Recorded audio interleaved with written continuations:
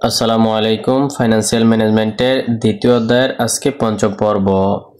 বিগত 4টি ক্লাসে আমরা ক্যাপিটাল বাজেটিং এর অঙ্ক দেখেছিলাম। এই ক্লাসগুলো যদি করেন এবং কি এই ক্লাসে যে অঙ্কগুলো দেখেছিলাম ওই নিয়মের অঙ্কগুলো যদি শিখেন, এখান থেকে একটা কমন অঙ্ক পাবেন সি পার্টে 10 নম্বরের জন্য।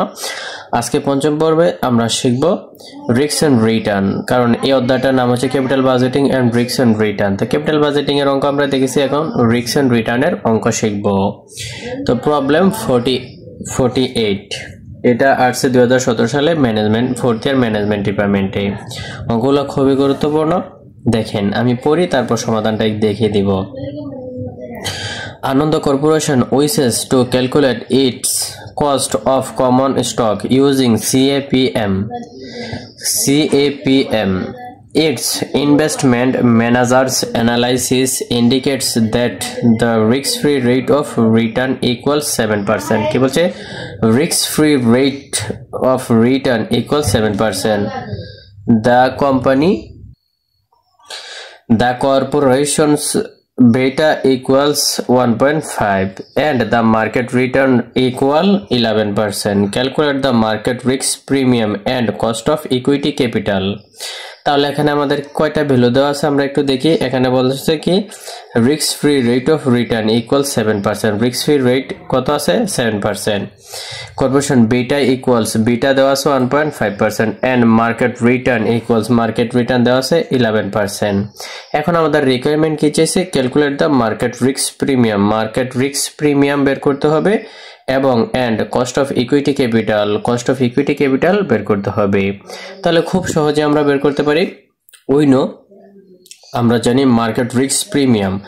মার্কেট রিস্ক প্রিমিয়ামের সূত্রটা আপনারা একটু লিখে নেবেন, লিখে তারপর মুখস্থ করে নেবেন। মার্কেট রিস্ক প্রিমিয়ামের সূত্র হচ্ছে আরপি, আর দ্বারা রিস্ক, আরপি দ্বারা premium, risk premium equal RM minus RF, RM minus RF। এটা হচ্ছে রিস্ক প্রিমিয়ামের সূত্র, RP equal RM minus RF। তাহলে এখানে দেখেন হেয়ারে আমরা মানগুলা বসাই। RM মানে রিস্ক ফ্রি মার্কেট রেট। এই যে দেখেন এখানে বলছে না যে market return and the market return equals 11%।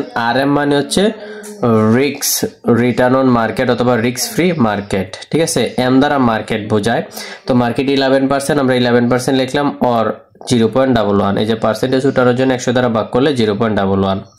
তারপর হচ্ছে RF, RF এর ভ্যালু এখানে হচ্ছে RF কে বোঝায় risk free rate, risk free rate. আর এম দ্বারা হচ্ছে মার্কেট, ঠিক আছে। মার্কেটেরটা আলাদা, রিস্ক ফ্রি রেট। এই যে এখানে দেওয়া আছে risk free rate of return equal 7%। তাহলে RF মানে রিস্ক ফ্রি রেট 7%, আমরা পার্সেন্টেজ উঠানোর জন্য 100 দ্বারা ভাগ করলে 0.07।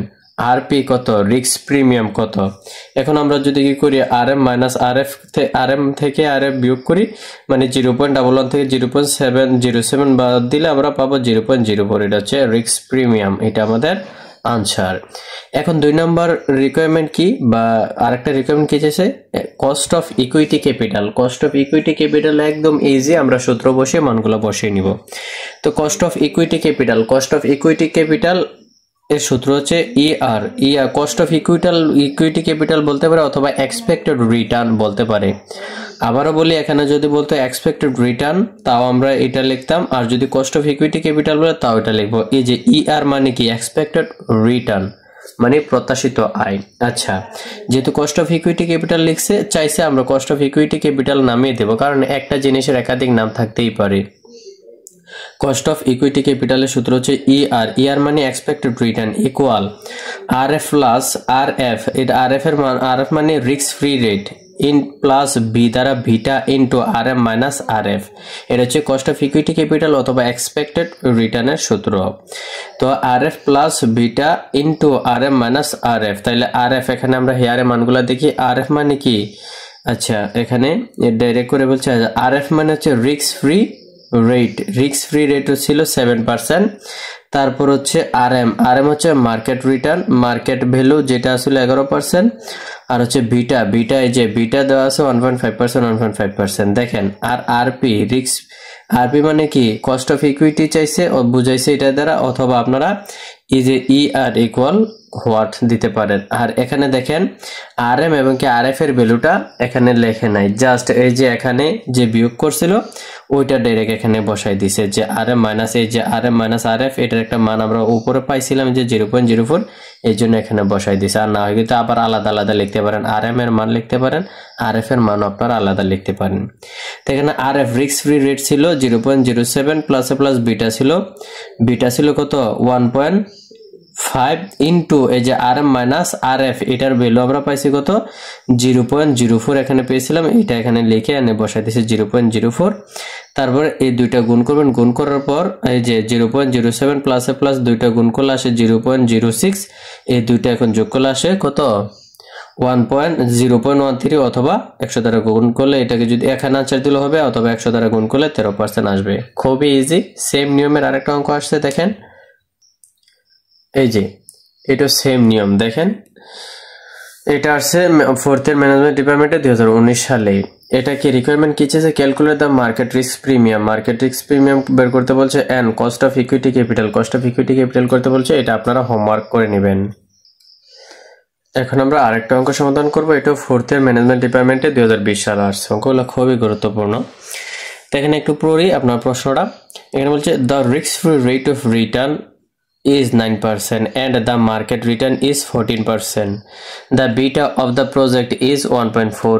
Net cash flows, নগদ প্রবাহ, net cash flows estimated to be টাকা 1500 per year for 5 years, 5 বছরের জন্য প্রত্যেক বছর 1500 টাকা করে আসবে।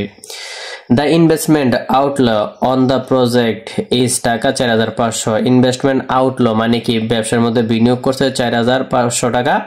হ্যাঁ, ব্যবসার মধ্যে বিনিয়োগ করছে 4500 টাকা। এই ব্যবসা থেকে আমার কত প্রত্যেক বছর 1500 টাকা করে আসে। তো এখানে রিকোয়ারমেন্ট কি চেয়েছে, what is the risk adjusted discount rate and net present value of the project. এই প্রজেক্টের মাঝে দুইটা, একটা হচ্ছে প্রজেক্টের বর্তমান মূল্য কত, নেট প্রেজেন্ট ভ্যালু বর্তমান মূল্য কত, আর একটা রিকোয়ারমেন্ট হচ্ছে what is the risk adjusted discount rate. তাহলে রিস্ক অ্যাডজাস্টেড ডিসকাউন্ট রেট দেখেন কিভাবে, একই জিনিসের নাম কতগুলা, এটাকে আমরা কস্ট অফ ইকুইটি ক্যাপিটালও বলতে পারি, এক্সপেক্টেড রিটার্নও বলতে পারি, আবার কি রিস্ক অ্যাডজাস্টেড ডিসকাউন্ট রেটও বলতে পারি। তাইলে দেখেন আমরা সেম এই সূত্রটা অ্যাপ্লাই করব। তো কেউ চাইলে এক্সপেক্টেড রিটার্নও লিখতে পারেন, অথবা আর এ ডিআর লিখে সূত্র কিন্তু পূর্বের অঙ্কে যেগুলো দেখেছিলাম এইগুলাই। তাহলে এটা সূত্র হচ্ছে কি R F plus beta into R M minus R F. তাইলে R F risk free rate, এখানে হেয়ারে আর এফ এর মান আর এফ দ্বারা রিস্ক ফ্রি রেট, এই যে রিস্ক ফ্রি রেট অথবা রিটার্ন 9%, তারপর হচ্ছে আর এম মানে মার্কেট, মার্কেট কার সাথে আছে এই যে add the market return 14%, beta ছিল 1.4, তারপর আর এ ডিআর কত অথবা ই আর এক্সপেক্টেড রিটার্ন কত। ঠিক আছে, তো যেহেতু ডিসকাউন্ট রেটটা চাইছে এরকম চাইলে আপনারা আর এ ডিআর দিবেন। তো এখন আমরা মানগুলা বসাই দিই, মানগুলা বসালে দেখেন পার্সেন্টেজ আমরা এখানে উঠাবো না। এখন যদি আমরা পার্সেন্টেজ উঠানোর জন্য 100 দ্বারা ভাগ করি তাও হবে, আবার পার্সেন্টেজ না উঠিয়ে করলেও হবে। তাই R F risk free return ছিল 9% প্লাসে প্লাস বিটা ছিল 1.4 into R M return on market কত ছিল 14% মাইনাস রিস্ক ফ্রি রেট 9%। আচ্ছা বসালাম, বসানোর পর এই যে 9% প্লাসে প্লাস, আর এই বিটা ছিল কত 1.4, এই যে বিটার সাথে এটা দুইটা বিয়োগ করে বিটার সাথে গুণ করবো। আচ্ছা তাহলে এখানে এই যে বিটা 1.4 ইন্টু এখানে 14 থেকে যদি 9 যায় চলে বাদ যায় তাহলে থাকে 5, তাইলে 5 আমরা বসিয়ে দিলাম, ব্র্যাকেটের বাইরে পার্সেন্টেজ দিয়ে দিলাম। এখন এই 9% প্লাসে প্লাস 1.4 কে যদি 5 দ্বারা গুণ করে আমরা পাবো 7%। তাহলে 9 আর 7 কত 16%। আশা করি এটা বুঝতে পারছেন। এখন আমাদেরকে কি বলছে, net present value of the প্রজেক্টের নেট প্রেজেন্ট ভ্যালু বের করতে হবে। তাহলে নেট প্রেজেন্ট ভ্যালু কি বের করতে হবে, ওই সূত্রটা আমাদেরকে জানতে হবে। Calculation of risk adjusted net present value, calculation of net present value লিখলে পারেন, calculation of risk adjusted net present value লিখতে পারেন। তাহলে এনপিভি নেট প্রেজেন্ট ভ্যালু সূত্র হচ্ছে CFAT cash flow after tax into PVIFA present value interest factor annuity. Present value interest factor annuity minus NCO net cash outlay. আবারও সূত্রটা বলছি, net present value সূত্র হচ্ছে CFAT into PVIFA minus NCO. এখন আমরা just মানগুলো দেখে বসাই দেব। CFAT cash flow after tax কত ছিল? 1500 টাকা। এই যে এখানে net cash flow estimate to be টাকা 1500, এটাই CFAT cash flow after tax 1500 টাকা করে প্রত্যেক বছর আসে। তারপর পিবিআইএফএ, যে পিবিআইএফএ এটা ক্যালকুলেশন করে বের করতে হয়, এটা আমি দেখাবো। তারপর হচ্ছে এনসিও নেট ক্যাশ আউটলো, মানে বিনিয়োগ করছে কত? 4500 টাকা। এনপিবি হোয়াট, নেট প্রেজেন্ট ভ্যালু কত আছে? পিবিআইএফএ এটা কিভাবে ক্যালকুলেশন করতে হয় এটা আমি এখন দেখিয়ে দিব।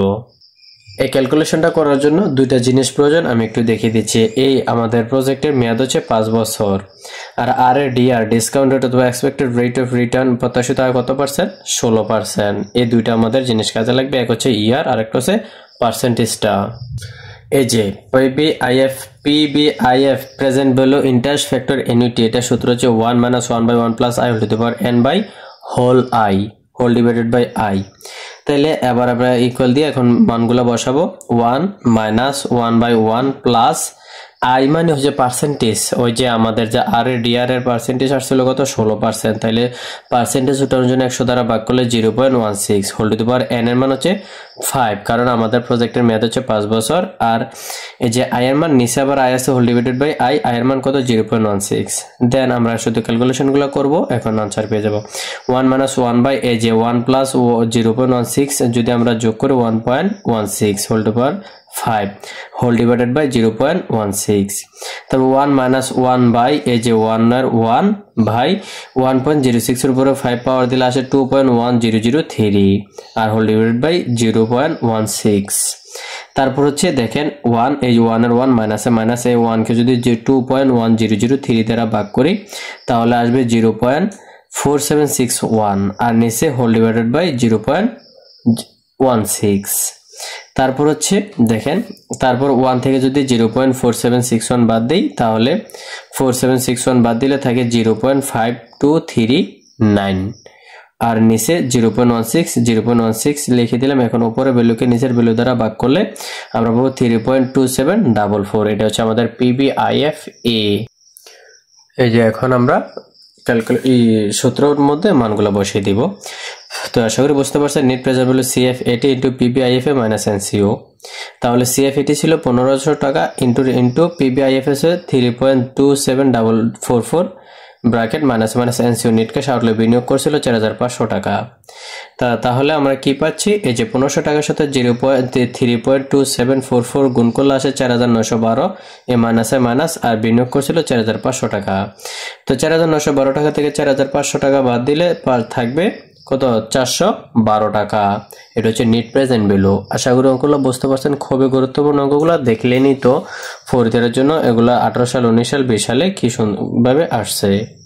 এই অঙ্কগুলো আপনারা একটু ভালোভাবে প্র্যাকটিস করবেন, আর ক্লাসগুলো ভালো লাগলে শেয়ার করবেন, একটু কমেন্ট করে জানিয়ে দিবেন ক্লাসগুলো আপনাদের বুঝতে কেমন লাগে বা ক্লাসগুলো কেমন হচ্ছে, ক্লাসগুলো থেকে আপনারা কেমন উপকৃত হচ্ছেন। আশা করি সবাই উপকৃত হবেন।